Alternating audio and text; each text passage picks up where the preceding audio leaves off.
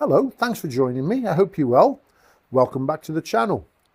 Today, what I wanted to talk about was really, I guess, the BSA Goldstar and where it links in with this Royal Enfield Bullet that I bought.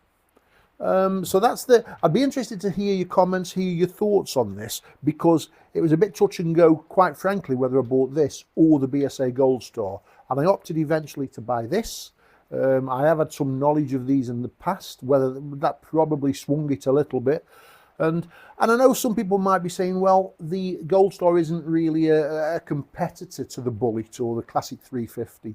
You know, it may be more akin to the Interceptor, which I fully agree with, I completely get, but they're all classic bikes, aren't they? They're all in that mould of heritage classic sort of motorcycles. Having had an Interceptor before, it's strange really, because I've had a Classic 350 before and I've gone out and bought a Bullet, which is essentially the same bike.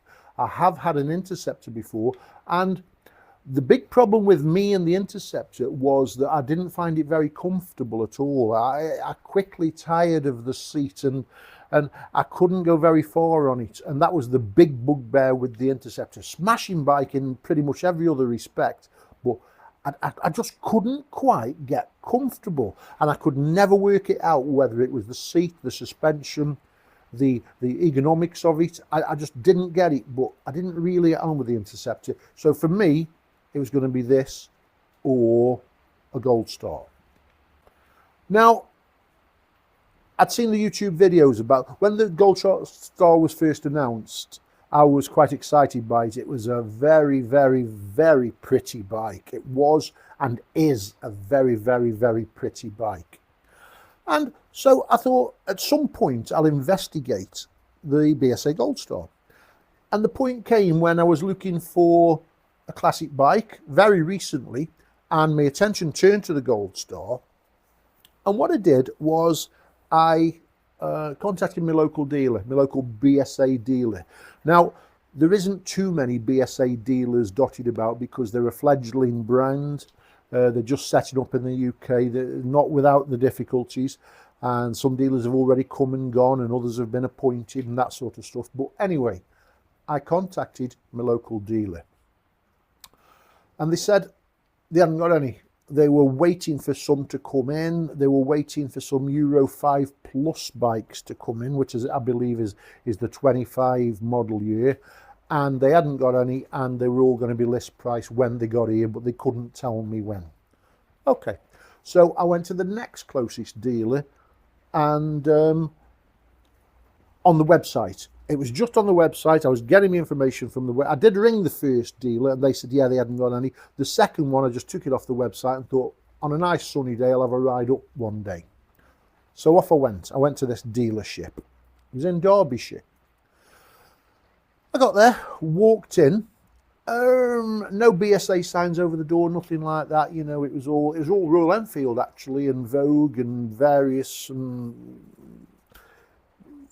smaller bikes. Benelli, I think, was there.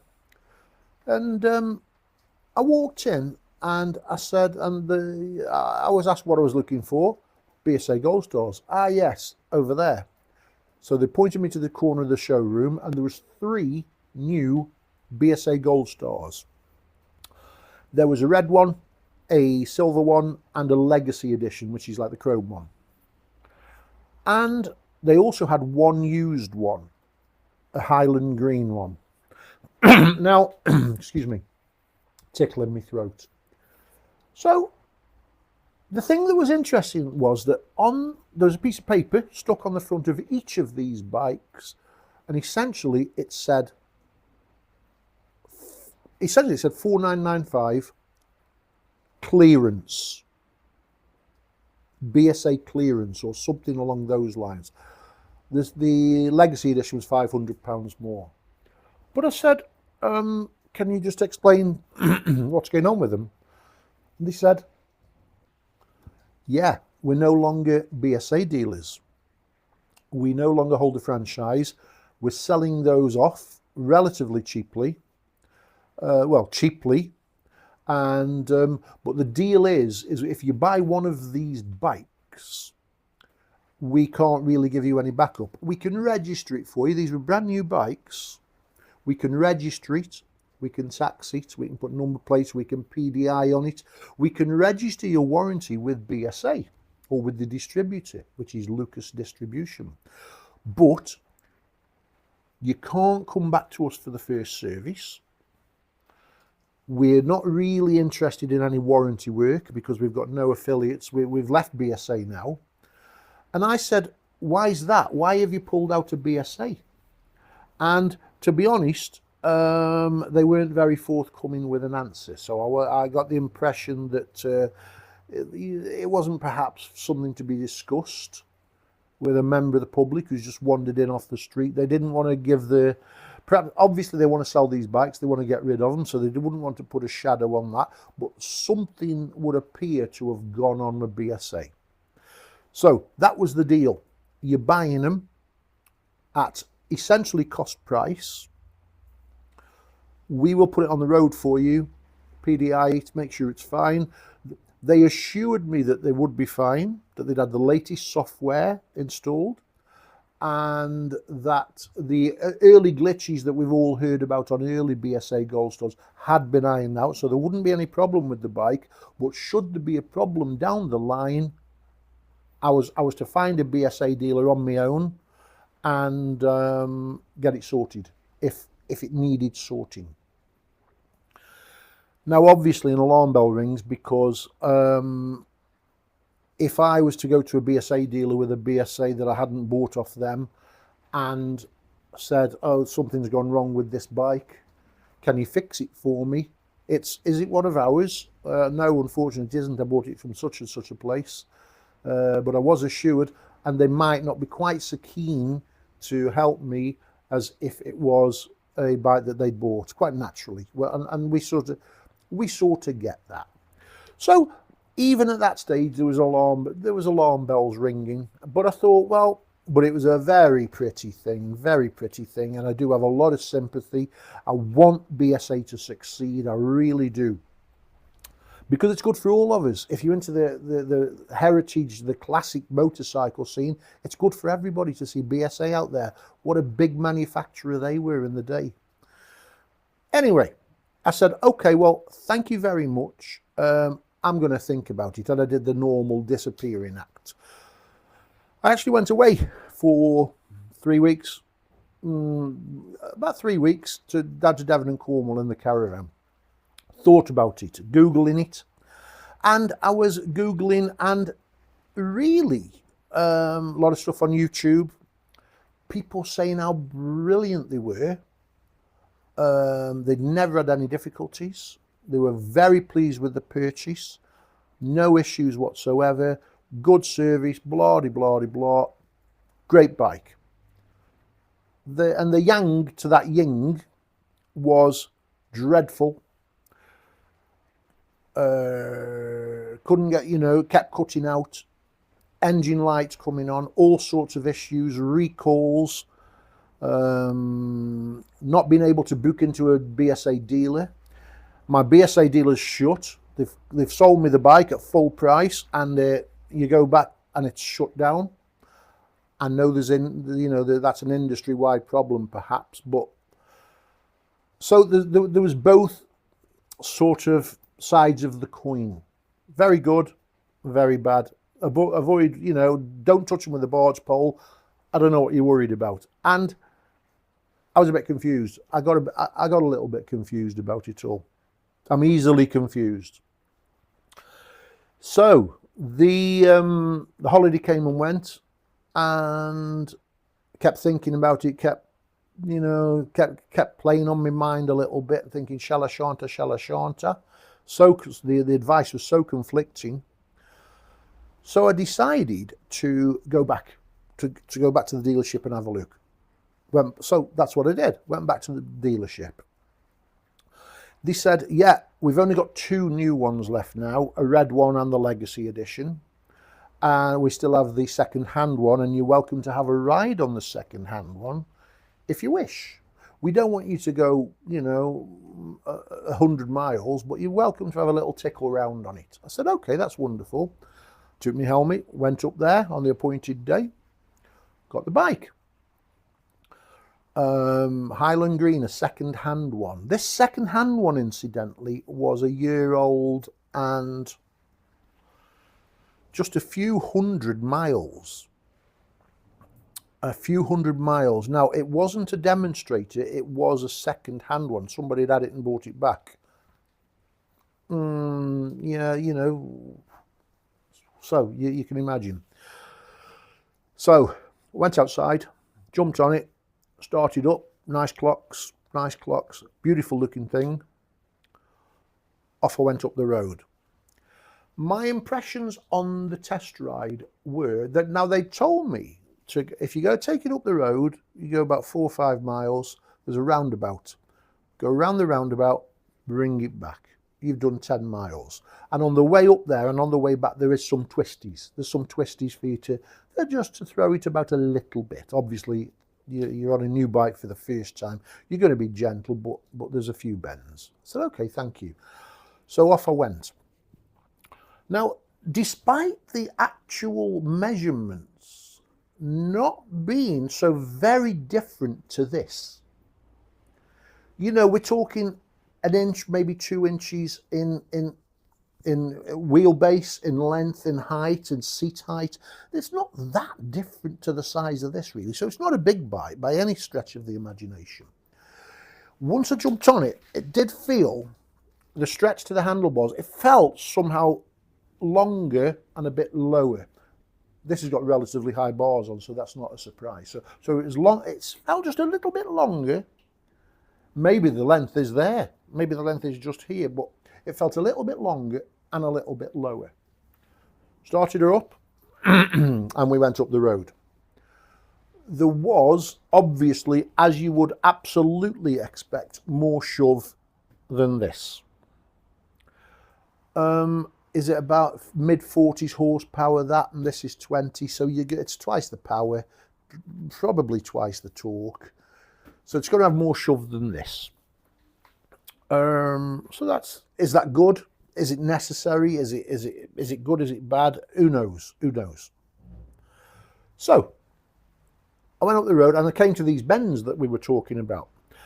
And one thing that I did notice was when I turned it into a bend, when I turn this into a bend, it's quite natural. It just flows. Whack, whack, whack. It's great.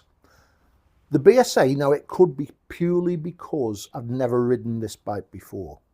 But the BSA, I put it perhaps where I'd put this and expected it to turn in.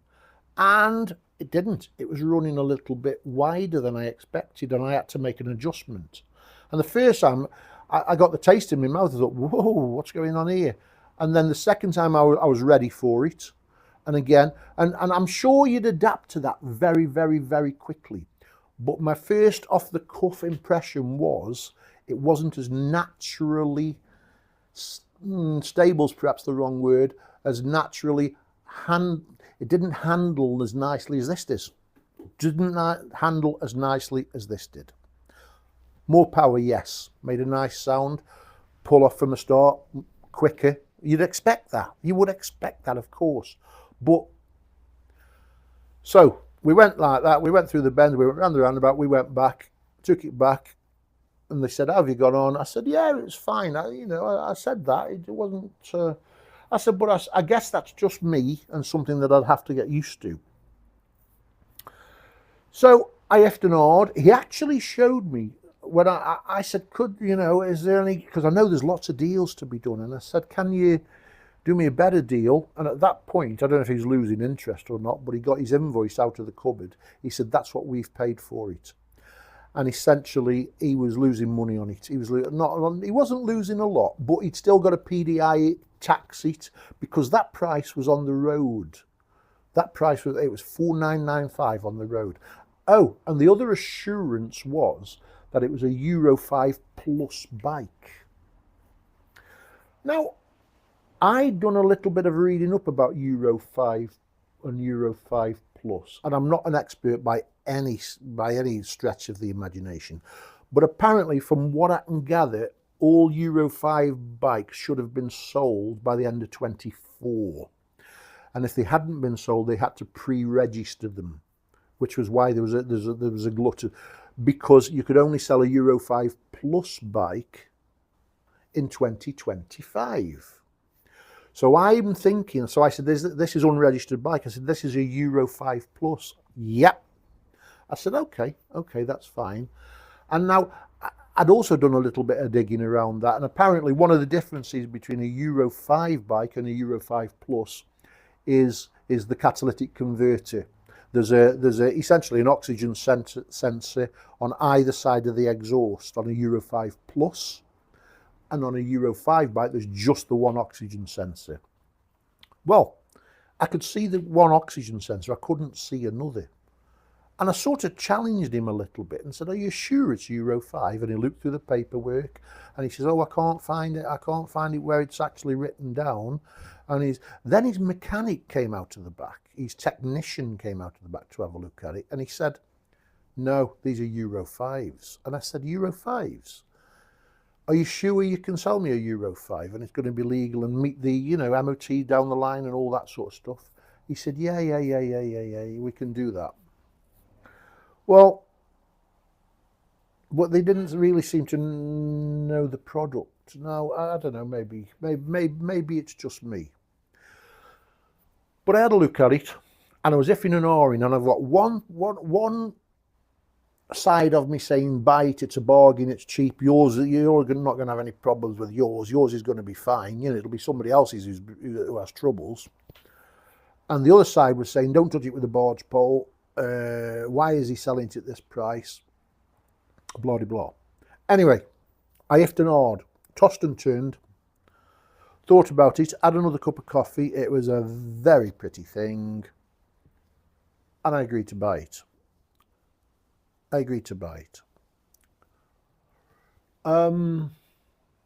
So okay, I'll collect it next Friday. Came home.